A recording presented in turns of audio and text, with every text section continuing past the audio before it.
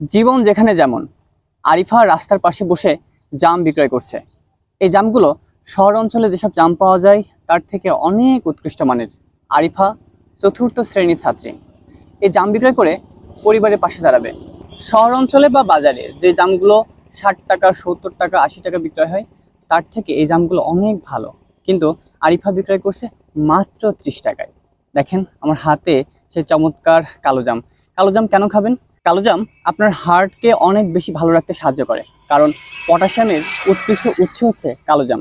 এছাড়া দাঁত মাড়ির স্বাস্থ্য রক্ষার্থে কিন্তু কালো জামের ভূমিকা ব্যাপক। ধমনী ভালো রাখতেও আপনি কালো জাম খেতে পারেন। একটা কালো জাম খাই, বিসমিল্লাহ।